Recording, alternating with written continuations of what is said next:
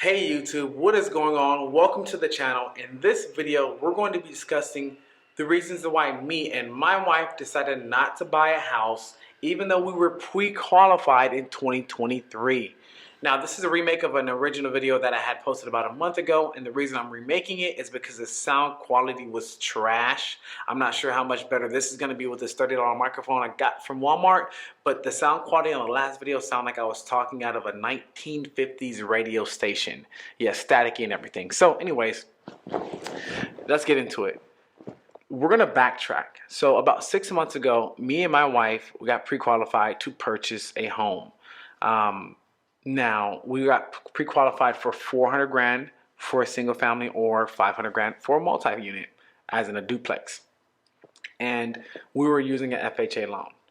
To backtrack this, we started our home buying process 2 years prior to that time frame. So in 2021, we said, you know what, I'm gonna find a job where I can be consistent, I can work a lot of overtime hours, and I can just stay there without being uncomfortable or physically tarnishing my body day in and day out, because I knew I was gonna need a lot of hours to qualify for what I was gonna qualify for. So I got into security. If you've worked security, then you know security, and it's hey, you can do a lot of hours. You're not like back breaking labor, and you just have to really monitor what you're doing. So I got qualified. Sorry, I started the process of getting qualified 2 years ago, prior to this past September in 2023. My credit score was about 550 at the time. My goal was to get up to 580 or higher so I can qualify for an FHA loan. So I was trying to get qualified at the bare minimum. Okay? Fast forward 2 years past. All right, my son is now 3 years old, and my wife is pregnant. Well, my son was 2.5. My wife is pregnant at the time we're looking for a house. So we get pre-qualified, and I'm like, yes. I had been so steadfast and fixed on, I'm gonna get a duplex, I'm gonna get a 3-unit, I'm gonna get a 4-unit. Honey, you down? She trusted me and trusted my judgment in that. I was like, if we get a duplex, a 3-unit, or 4-unit, we live in one and we rent the others out. A lot of people are preaching that on YouTube and TikTok and Instagram, things like that. So we started looking for duplexes immediately, and my lender let me know I was qualified for $500,000 if I were to get a duplex, because they count 75% of the income of that duplex. So if you have a single family, you're only going to be qualified for whatever that your income states. If you go to purchase a duplex, whether you're going through conventional financing or FHA, either option, they're going to count up to 75% of what the other unit can rent out towards your income. So if you're looking at a duplex and one unit rents out for $2,000 and the other unit rents out for $2,000, they're gonna count with 75% of 2,000. They're gonna count $1,250 of that, and they're gonna add that to your income because they know that that income can produce unit. So they add that 1,250 to your monthly income to help you qualify for more. So that was a big thing. I've been preaching it. I've been posting so many videos of get a 4-unit, get a 4-unit, get a duplex. And if that is you, I thought it was me, but it ends up now to this day it's not, because a few different things came into play. So me and my wife were searching, and we're in the Southern California area. Everything in our area where we were currently renting was already out of our price range. We were qualified for a $400,000 single family, but everything in our area where we wanted was like 550 or 600,000. That took a lot of options of single family out the market, and then duplexes were like 700, 750. So we started venturing out far away, like an hour away, an hour and a half away from where we were, and even farther from my job. And we saw a few places, and honestly, they look good. Duplexes, it didn't look like it would cash flow too much after we moved out. A bunch of different factors came into play, but we saw some duplexes, saw some single families that are in our price range, and we were, at the moment, we decided not to work with an agent based off of my own decision. And I feel like if you know enough real estate and you don't mind doing the legwork yourself, you might not need an agent. But if you're not familiar with real estate and real estate transactions or what to do prior to purchasing a property, I would highly recommend you work with an agent. The reason I didn't is because whenever you work with an agent, they're entitled to up to 3% of, it might even be more, but I know the average is 2 to 3% of the purchase price of the property. And you don't pay that, the seller does. So you have two different types of agents. You have a buyer's agent and a seller's agent. If you're looking to buy a home like me, you'll probably be working with a buyer's agent. All right, they don't get paid anything from us. All right, if you're looking to sell a home, you'll probably be working with the seller's agent. And the seller agent is in charge of the open houses and things like that. So if you're working with a seller's agent, my idea was if I don't have a real estate agent, that the seller has to pay, right? Because we don't pay our buyer's agent for helping us buy a property. The seller of the home actually has to pay that out of all the money that they're going to get when they close on the property. So say the seller's agent gets 3% of the purchase price of the property, and then the buyer's agent gets 3%. The seller of that property has to pay both the seller agent and the buyer agent. And they're probably going to have to pay a total of 6% if each agent is getting 3% each. So the seller's overall getting less money, and sometimes they don't like that. That's why you see a lot of for sale by owners, because the seller doesn't want to cough up that agent fee. Agents don't work for free. They work for you in hopes of helping you buy a home, and the seller is going to pay them that commission for connecting you with them. My idea was there's a strategy in wholesaling where we call it double dipping, where you go to a seller and you talk to the seller's agent and you're like, hey, I'm unrepresented. I don't have a buyer's agent.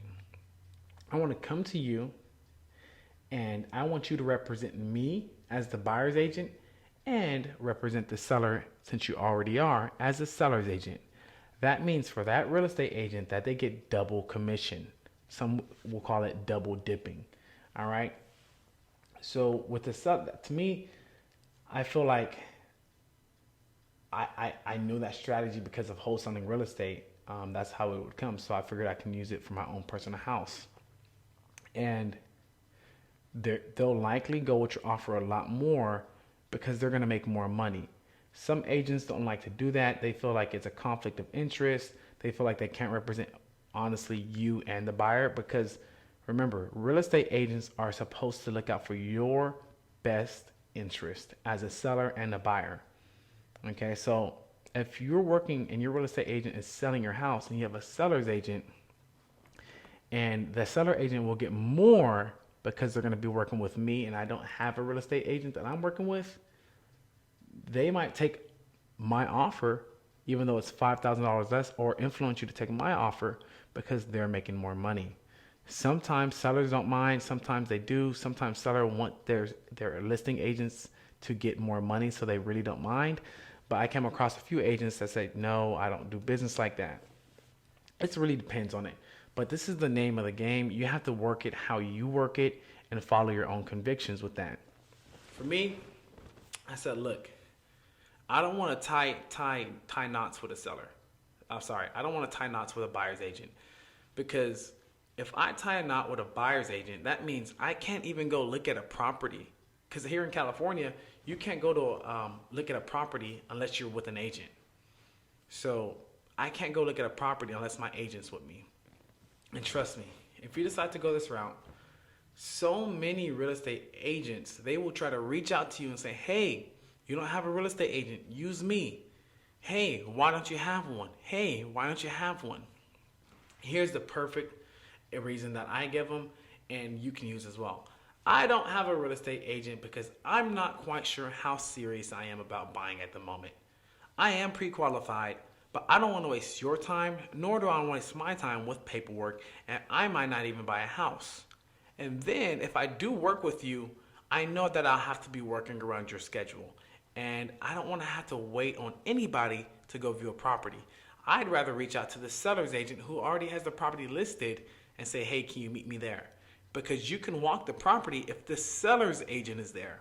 You just can't go by yourself, okay? So that's the reason I gave them. I said, I'm not serious. I don't want to waste your time nor mine. And I just would reach out to the seller's agent. And to me, it was a really good strategy, and I'll probably do it again. Because a lot of times the sellers are friends with their agents, their families with their agents. So if they can help their agent get some more money without them really noticing the effect of it, then they will. All right. So we were looking for about a month and a half, and we were just going to open houses. This was really fun. And even with interest rates at 7%, 7.5%, we actually got qualified for 400 grand at 7.5%. That's a high interest rate. And I always preach, if you can, get a home as soon as you can so you don't have to pay all your money to rent. Right? So this was very eye-opening for me when we decided not to purchase. We're searching, and we're looking at spots and different spots, and we're just like, I don't think I can do it. I'm already driving at the time. I was already driving about an hour, about 60 miles one way to work. So these places that we were looking, since they were outside of our price range in the city we were in, we were looking out on the outskirts of town, which would have added another 40 miles. So I probably would have been driving 180 to 200 miles a day just to get to and from work. Not only that, but we actually got to the process of purchasing a house. And once again, I reached out to the listing agent.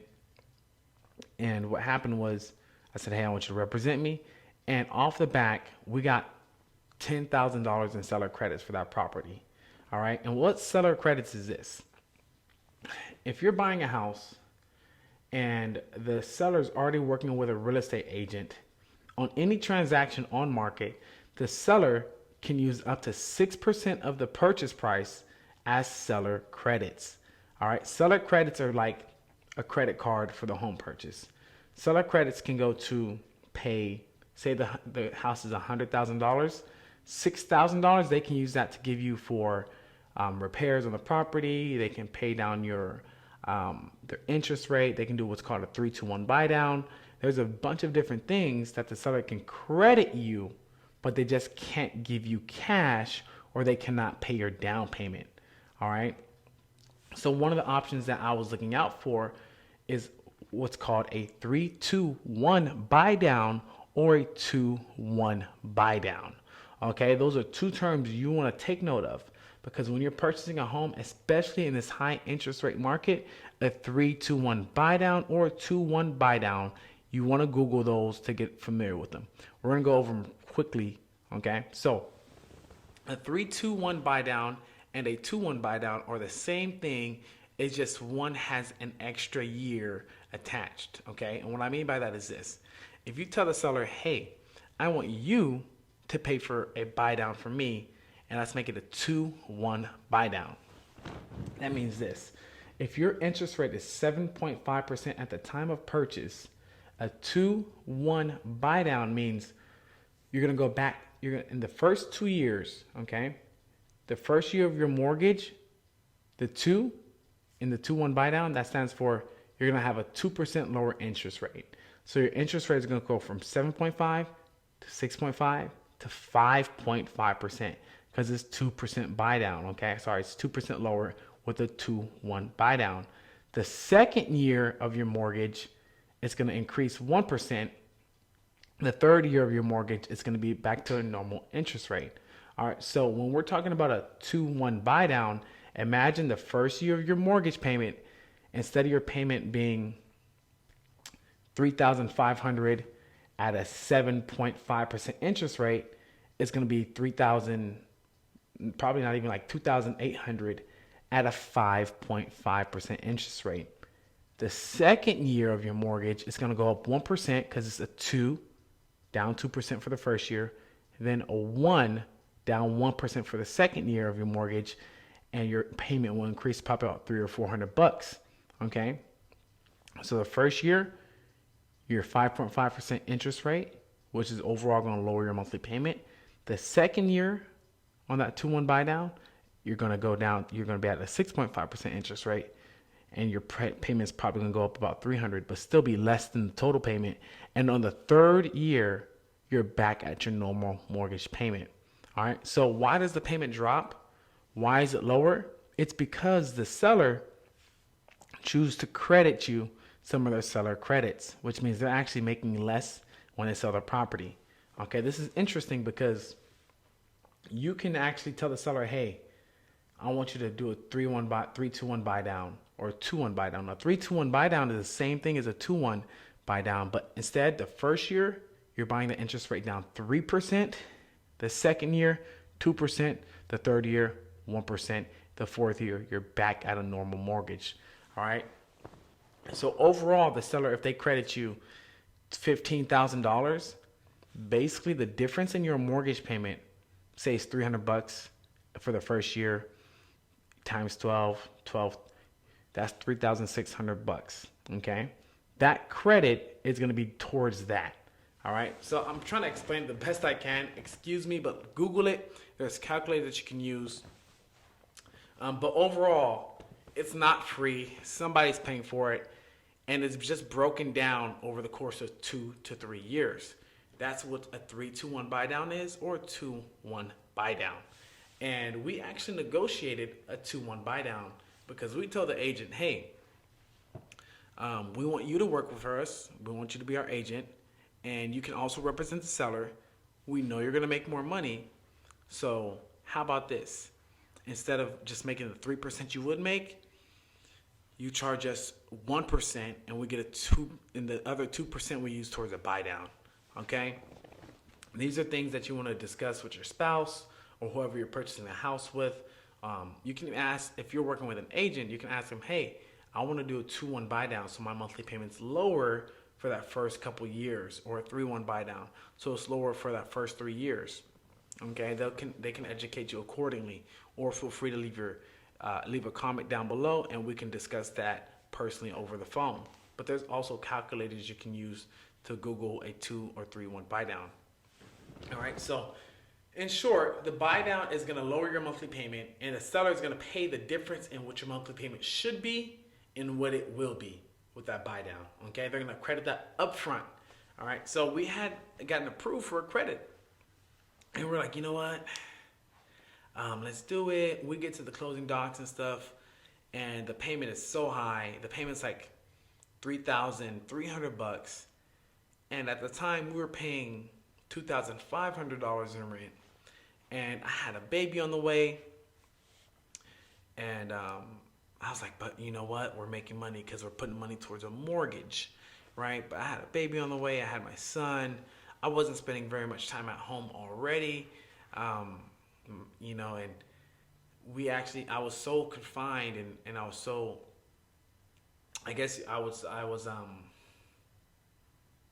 conflicted with my idea of building wealth in real estate, contradicting my idea of the comfort of my family. So I had called some leaders in our church, called some people that have been through the process far more than me. And I highly recommend, if you have any questions, you talk to somebody that's wiser than you in this situation. And it was a tough cookie to swallow, because he was like, hey, like at the end of the day, you're not ready for this. Especially, he said, make your own decision, but I don't think it's a wise one. Okay. And to hear those words, it really hit hard, because honestly, I was so big on wanting to purchase a home. You know, I got pre-qualified. I've been 2 years working in the making, and I was almost, desperation was coming off of me, and I didn't even know it. I was deceiving myself, thinking I'm doing something good for my family, when in reality, if we had bought that house, man, we'd be stressing. The payment would have been high. I had a daughter on the way. I would never be home. And at the end of the day, you cannot take time back. So I'm blessed. I'm thankful that I listened to the sound doctrine and sound wisdom of some of our leaders in church. And I highly recommend you guys also do the same if you guys are looking to purchase a house, and you're feeling conflicted with a couple different things.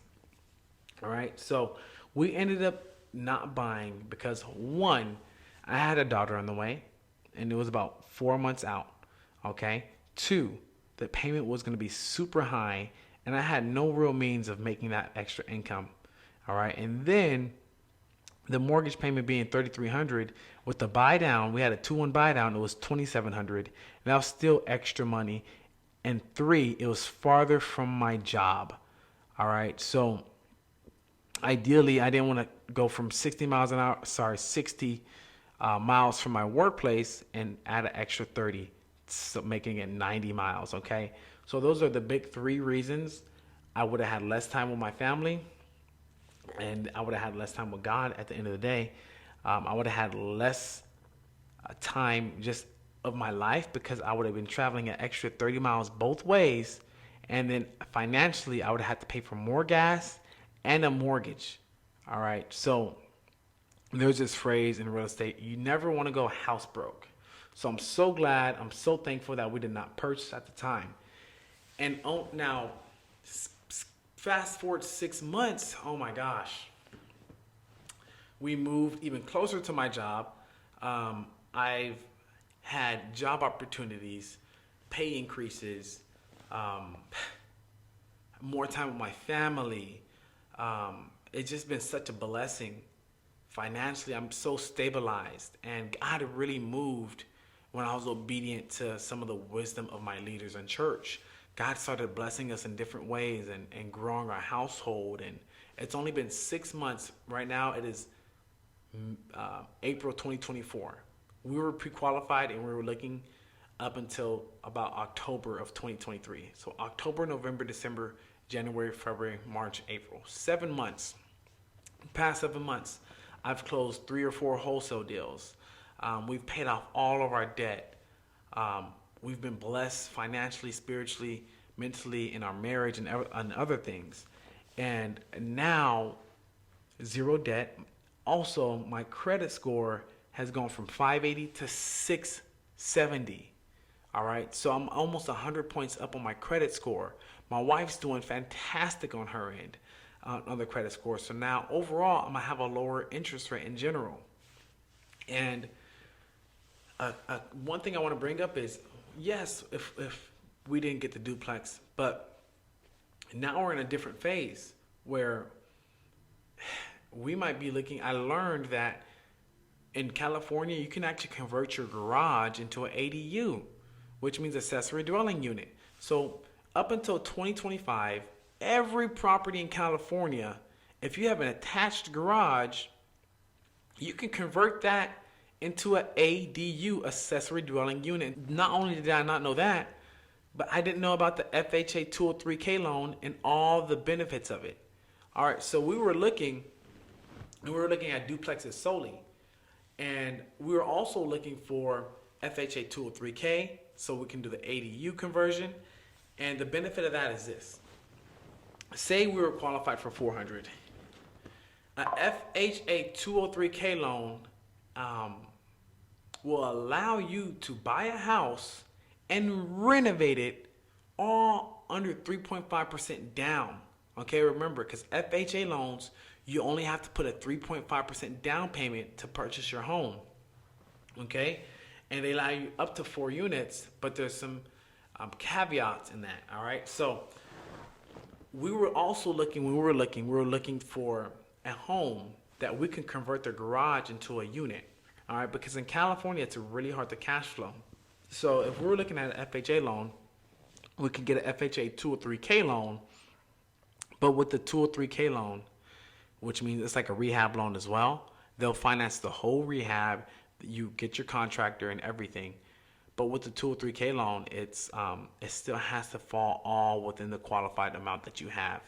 So if you wanted to buy a $400,000 home and put $100,000 of work into it, I hope you're qualified for $500,000. All right. I was qualified for 400 grand.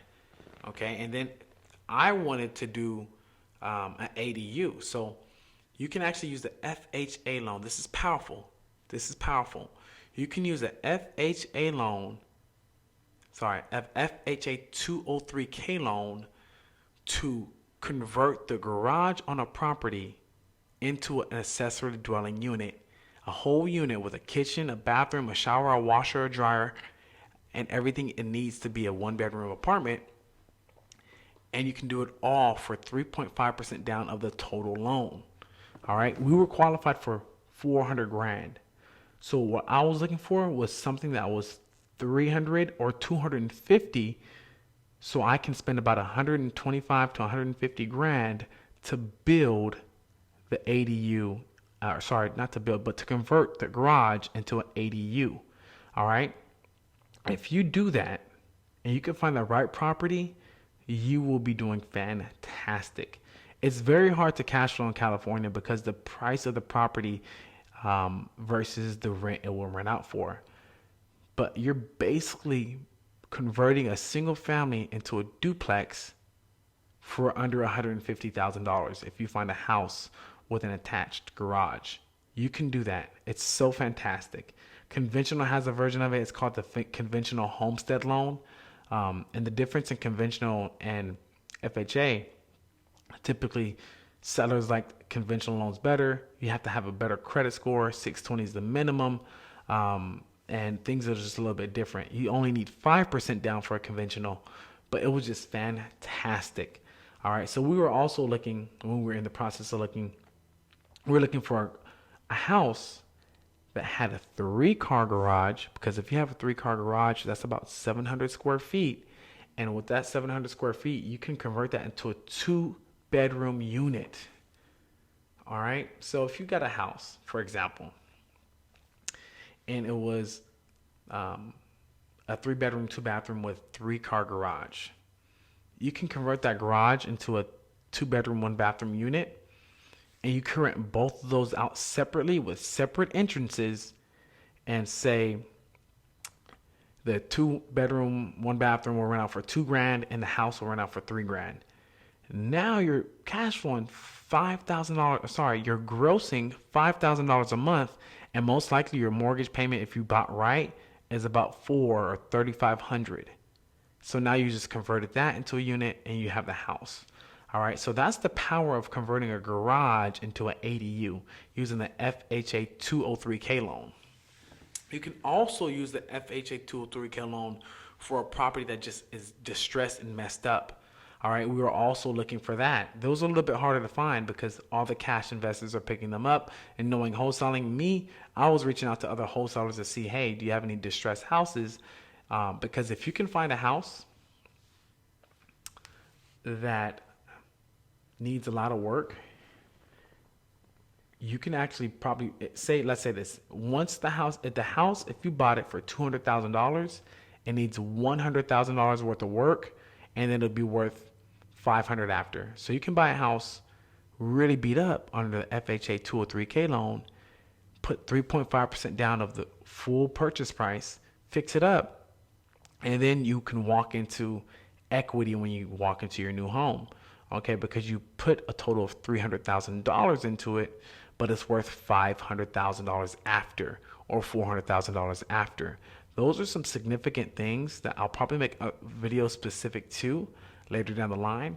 But if you can find that FHA 203K loan, and you can fit the whole renovation within your loan. What I mean by that is you're qualified for 400. The ADU conversion is going to cost $100,000. I talked to ADU builders that are qualified by FHA, and you can get that seller to sell it to you for, not even the seller. You don't have to worry about the seller. As long as the purchase price total of the renovation, the conversion, and the purchase price of the property is all within your qualified amount. We were for $400,000. If I could have fit everything within $400,000, it would have been game on. But it was hard finding a property like that.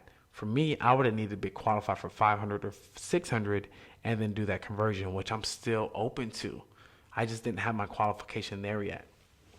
All right, so that's what we're looking into now. We're still looking for the FHA conversion.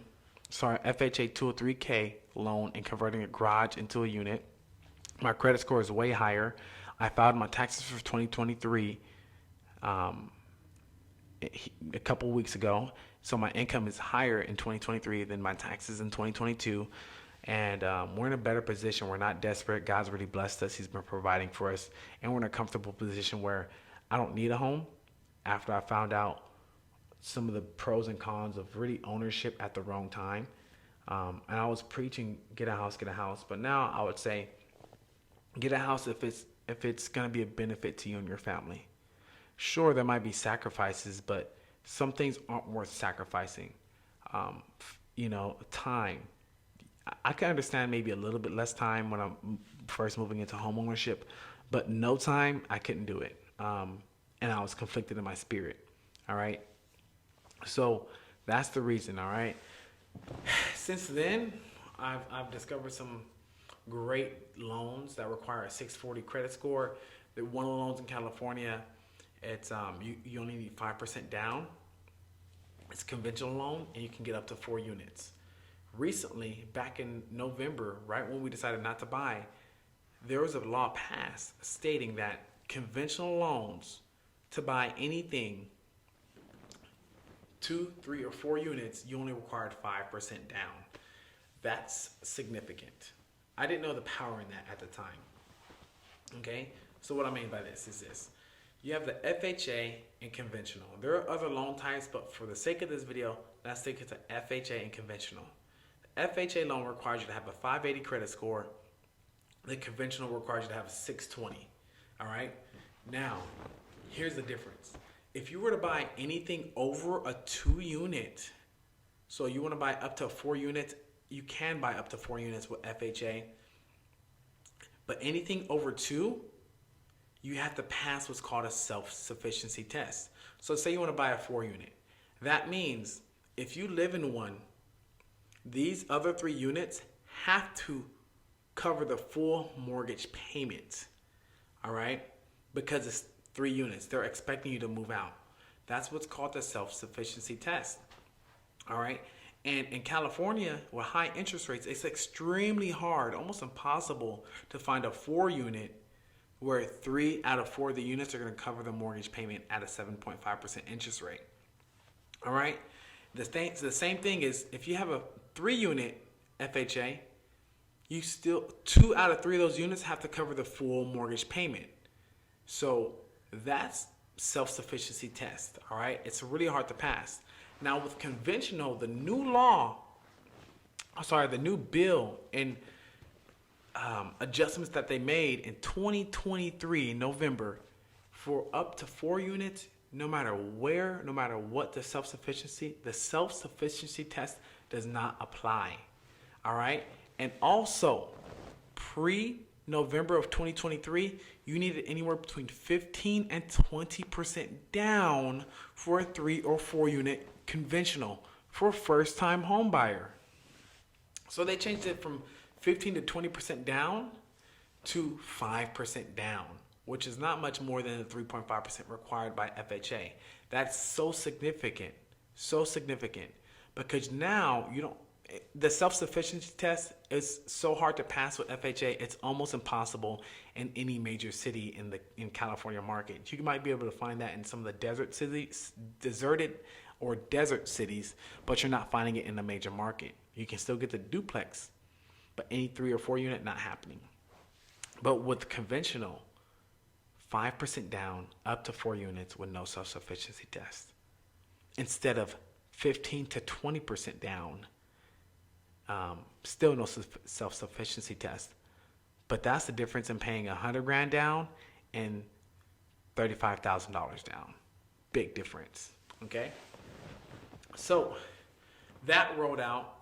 We're able to qualify for conventional financing, which means I can still go up to 4 units without having to pass a self-sufficiency test.